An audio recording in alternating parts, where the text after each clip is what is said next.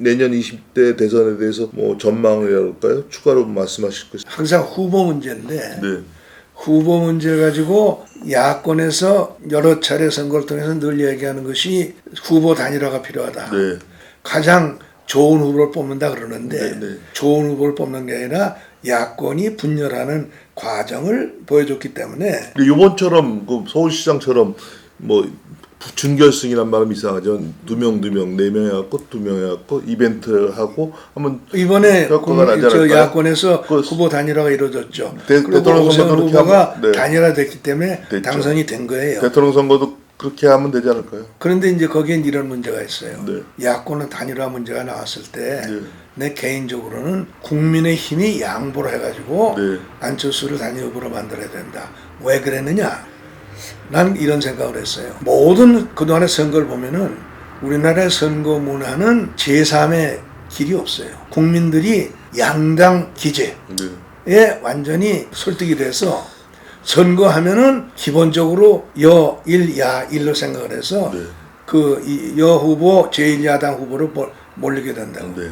2017년에 탄핵 정변 이후에 국민의힘이 그동안에 새누리당으로부터 비롯해서 이름을 여러 차례 바꾸면서 일반의 신뢰를 잃었기 때문에 여야 1대1 대결할 때 여당의 나쁜 측면과 비교를 해서 국민의힘을 선택할 수 있는 도덕적 이점을 확보하지 못했기 때문에 국민의힘은 더불어민주당이 아무리 점수를 잃어도 그보다 능가할 수 있는 우위를 확보하지 못할 것이다. 네.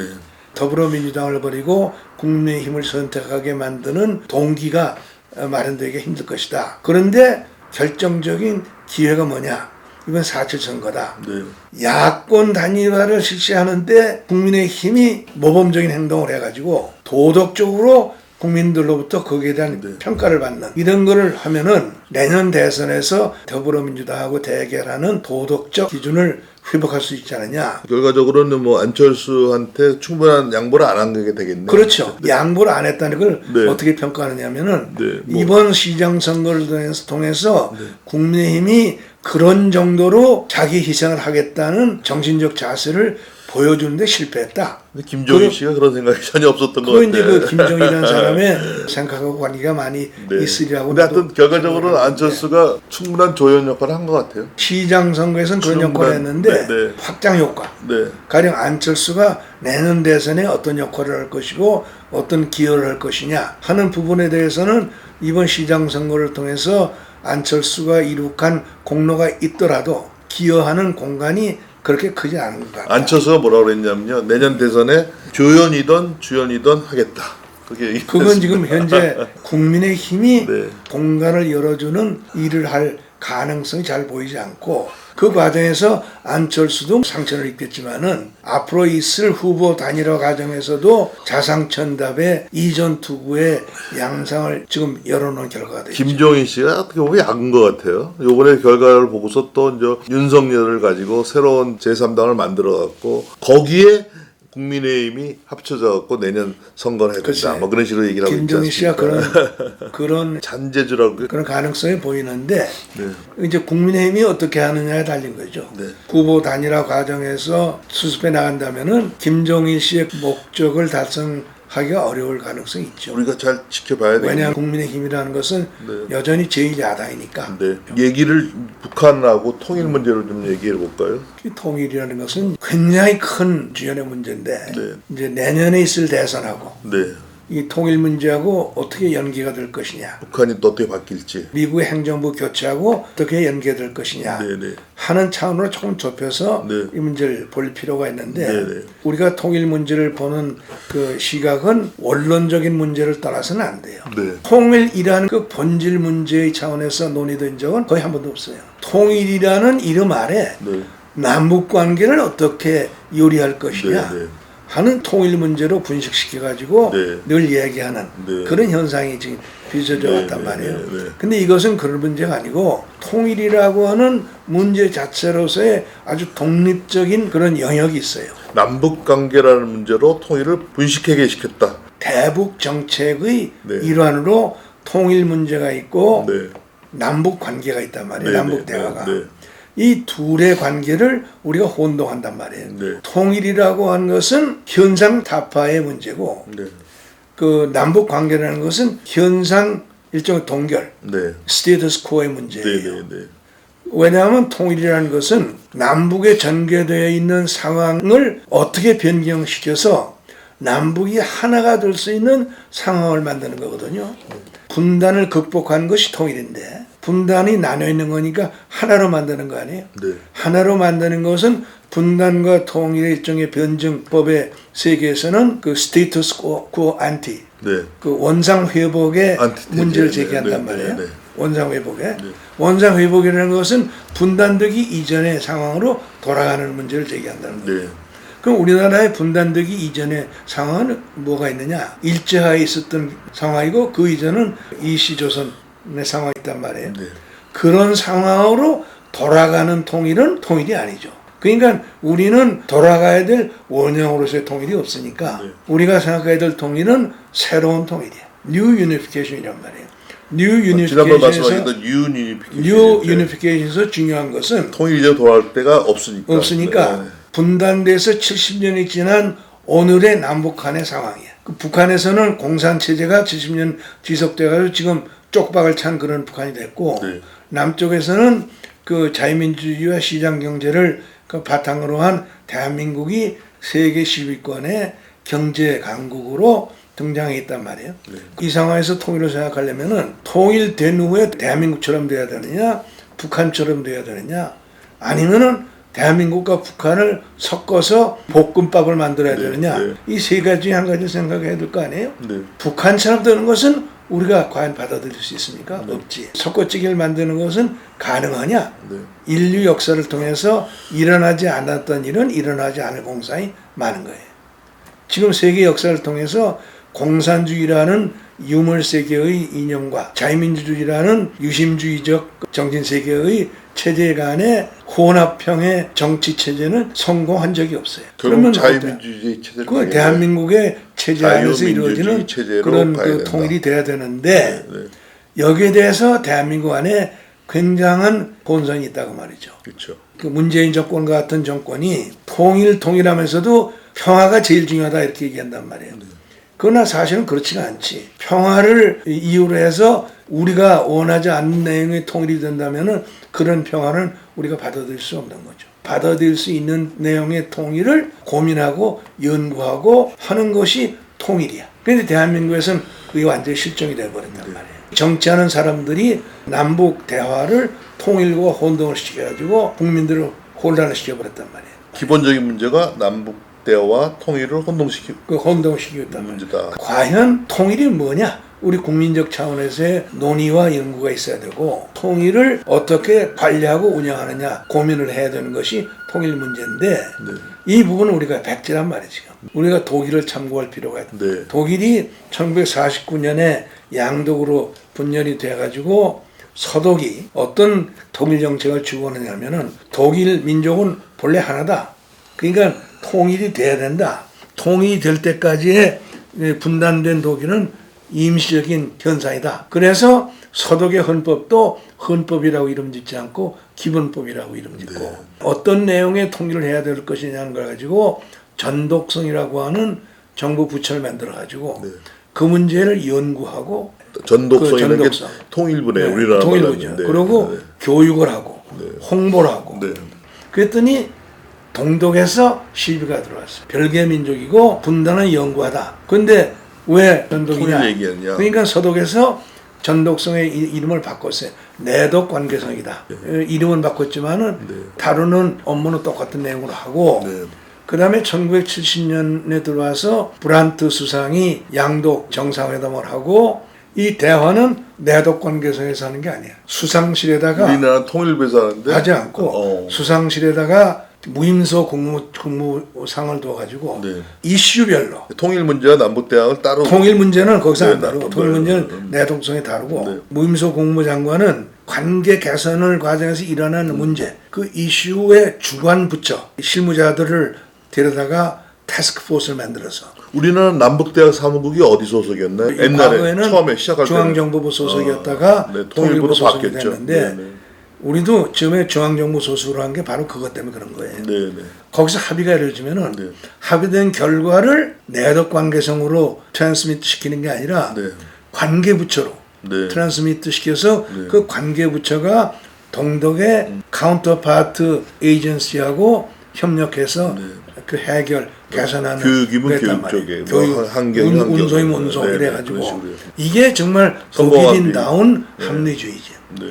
이제 그래서 우리도 사실은 그 방법으로 해야 되는데 처음에 우리는 그것 때문에 박정희 대통령이 남북 대화는 중앙정보부에서 주관을 하게 했단 말이에요. 실무적으로. 네. 대외적으로는 통일부가 주관하는 것처럼 했지만은 박정희 대통령이 죽고 전두환 정권 들어서면서 여러 가지 또 정치적 고려가 있었겠지만은 남북 대화 사무국을 중앙정부에서 통일부로 이관하고 네. 내가 당시 국장으로 그걸 가지고 이관을 네, 했어요. 네. 그때 중앙정부가 무슨 국장을 하셨죠? 나는 남북대화 사무국장. 다음서 그게 이제 그것이 그 중앙정보부 남북대화 사무국이 그대로 네, 기관 이동을 한 거예요. 중앙정부 산하였죠 그때. 산하했던 게 통일부 통일부 산하로 돼가지고 통일부도 같이 가셨어요? 내가 가서 그 국장을 네. 2년을 했어요. 중앙정보부 있다. 그래서 그때. 국장하시다 이쪽 통일부 국장하셨네요.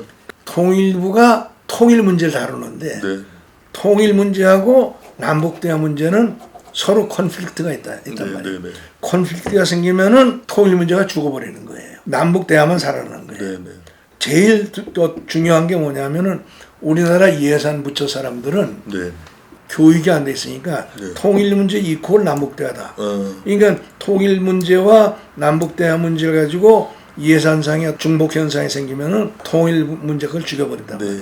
그러니까 통일 정책이 소멸되고 예산실에서 예산뿐만 네. 아니라 네. 정책 영역에서 네, 네, 네. 뭐 통일부가 통일이 먼저 하지 않냐 아무래도. 통일은 오래 기다려야 되는 미래 문제니까 네. 굉장히 정태적이고 네. 대화는 매일 상황이 일어나니까 동태적이고 네, 네. 동태적인 일이 재미있고 네. 활력이 있잖아요. 그러니까 동태적인 일은 살아남고 정태적인 일은 죽어버린단 말이에요. 네. 그래서 우리는 정부나 민간 차원에서 통일 문제를 그 자체로서 고민하는 기능이 없어진 거예요. 네. 모든 게 남북대화로 수렴이 되어버린단 말이에요. 그래 놓고 그 남북대화 차원에서 어떤 문제가 생겼냐.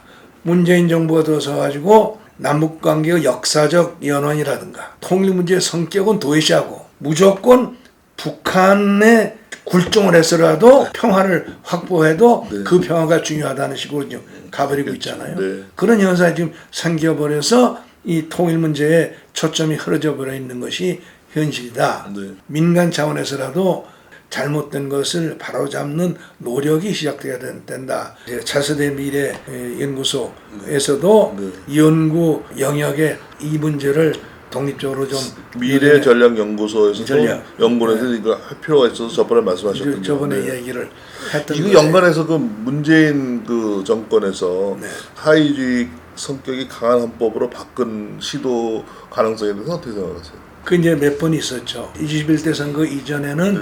더불어민주당이 3분의 1을 좀 넘었었거든. 네. 그런 상태니까 안 됨에도 불구하고 그 2017년 대선 지나고 나서 21대 국회가 살아있는 동안에 많은 사람들이 걱정했던 게 지금 국민의힘 전신의 네. 소속 의원들을 포섭해가지고 네. 그 헌법을 할 것이다. 네. 그래서 그 헌법 개정안 초안도 나왔었습니다. 마련하고 네, 그랬잖아요. 네, 네, 네. 그리고 사실은 박근혜 탄핵에 동참했던 새누리당 의원들이 민주당한테 포섭 대상이다 이런 얘기가 네. 있었죠. 네, 네. 여론을 거기로 끌어가는데 실패해가지고 지금 잠잠해졌죠. 그 다음부터 어떤 시도가 있었느냐. 헌법이 고쳐지지 않은 가운데서 헌법 합헌적인 차원에서 초헌법적인 차원 네. 또는 헌법을 슬쩍 위반하는 차원에서라도 연방제를 구축하는 데 필요한 입법 시도가 진행되어 왔죠. 지금도 진행되고 네, 있잖아요. 네, 네. 180석을 얻어서 네. 개헌선이 확보됐으니까 네. 개헌선을 확보했고 지금은 4.7 보궐선거에서 졌고 그러니까 그럴 가능성이 있지 않냐. 이번 4.7 선거를 통해서 또 하나 느끼는 것은 지금 더불어민주당의 핵심 세력이 옛날 386을 중심으로 해서 네. 그 80년대에 학원가에서 종북, 위수김동, 네. 친지김동 하던 민주운동. 민주운동 네네. 하던 사람들이 네. 지금 중심이 되어 있는데 네. 이 사람들이 정말 공부를 안 한 깡통들이야. 이 사람들이 지금 그 이제 이 21대 국회에 쳐들어갔잖아요. 네네. 뭐 그 이전에도 김영삼, 김대중, 노무현 때를 거쳐가지고 지금 문재인 정권에 와가지고 정말 청와대를 인수하다시피 했잖아요. 그 사람들 머리에서 나오는 것이 오늘날 여러 가지 현상들인데 네. 이걸 보면은 정말 무지한 일들이 많아요. 네. 이제 개헌 문제도 마찬가지야. 바로 그러한 사람들이 주역들이 되어 있기 때문에 내년에 있을 대통령 선거를 거치고도 현재의 우리가 가지고 있는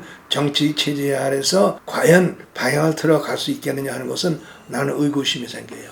더군다나 거기에 대해서 결정적인 쐐기 역할을 한 게 이번 4.7 네. 선거죠. 왜냐하면 많은 국민들이 거기에 대해서 불안감을 느끼고 있다. 네. 그 불안감을 느끼는 것이 표로 어떻게 나타난 나타나냐. 아까 그 표로 나타난 네. 20대, 30대, 40대 를 통해 가지고 다 그 이념 갈등이 굉장히 중요한 현안으로 등장하거든. 네. 그 보수 진보 갈등 이것이 20대도 두 번째, 30대도 두 번째, 40대 이상은 첫 번째의 그 갈등 요인으로 등장하고 있다는 것은 국민들이 여기에 대해서 굉장한 경계를 하고 있다 하는 것을 보여주는 것이다 이렇게 보는 거죠. 네, 선배님 뭐 이제 마무리할 시간인데 그 마지막으로 나는 나 자신을 편달하는 의미도 있지만은 2000년대 초부터 우리 정부에 대해서 위기감을 갖기 시작해서 네. 2000년대 초에 많은 지식인 한 1600여 명의 지도층을 모아서 시국선언도 하고 그랬는데 네. 그때 시국선언을 할 때 그 시국선언의 제목이 남한은 이미 적화되었다. 네. 우리가 일어나야 된다. 이것이 이제 제목이고 또 그런 제목이 나올 수밖에 없었던 것이 2000년에 김대중 남북공동선언 후에 북한에서 어떤 문서가 나오느냐 하면은 남북관계가 변화하는 현상에 관하여라는 노동당의 비밀 문건이 2000년대 초에 나온 게 있어요. 거길 보면은 그 남북 공동선언 이전에는 남한에서 진보 좌익 세력은 완전히 소수로 변방에 있었는데 네. 이 공동선언 이후에 그 중심권으로 들어와서 네. 심지어는 청와대까지 지금 들어가고 있다. 네. 이렇게 아주 선언을 하고 있었어요. 그때부터 많은 사람들이 불안감을 느끼고 있었죠. 그때마다 나는 그런 생각을 했어요. 우리나라의 자유민주주의를 생각하고 시장 경제를 생각하는 사람들이 너무나 국가에 의존하고 기여할 생각을 잃어버렸기 때문에 네. 나라를 지키는 중심 세력으로서 기능할 수 있는 정신적 기제가 없었다. 네. 그렇기 때문에 이 세력이 정치적으로 나라를 구제해 나가는데 기여할 가능성이 없지 않느냐. 그런 희망이 없지 않느냐. 그래서 많은 사람들이 이런 위기감을 얘기했어요. 그때 나는 늘 반론을 했어요. 우리가 어려운 시기에 참고할 수 있는 것은 역사다. 우리가 민족사를 통해 보면은 이렇게 우리가 처해 있는 것보다 어려운 시기가 없었던 게 아니다. 그렇죠. 들어서 고려시대 말도 고려 시대의 몽고의 침략으로 200년 가까이 그 완전히 나라가 그때 역사책들이 나왔지 그래도 않습니까? 있고 네. 1592년부터 96년까지 임진왜란 네. 1600 몇 년부터 병자호란. 정려 병자호란 네, 네. 일본 식민 통치 시대 네, 네. 나라가 결단났던 시기도 있었는데 그래도 우리가 죽지 않고 살아나서 그냥 살아났을 뿐만 아니라 오늘날 대한민국이라는 주옥 같은 정실체를 이룩한 실적이 있다. 때문에 역사다. 이 역사다. 네, 네. 역사는 반복한다. 네. 이제 위기도 네. 우리가 극복하게 될 것이다 이제 그랬는데 지금 우리가 당면하고 있는 것도 난 그렇게 생각을 하고 이번에 4.7 지방선거 중에서 그건 서울시 부산만 그런 게 아니에요. 21개 대소 선거구 중에서 여당이 가져간 건 4개 전 호남 선거구인데 거기서도 표차가 옛날하고 달라요. 네. 내년 선거에 가면은 붕설 현상을 일으킬 가능성이 있다. 지금까지 4.7 선거 결과를 가져오게 만든 문재인 정권의 실정, 네. 국정 전반에 걸린 실정이 개선될 수 있느냐? 개선될 수 없기 때문에 앞으로 11개월은 민주당 정권이 무너지는 그런 과정이 될 것이고 그 결과가 내년 대선에서 나타날 것이기 때문에 기사회생의 전환점이 마련될 수 있을 것이다라는 희망의 메시지를 이번 선거에서 봤다. 장시간 동안 감사합니다. 네, 고맙습니다.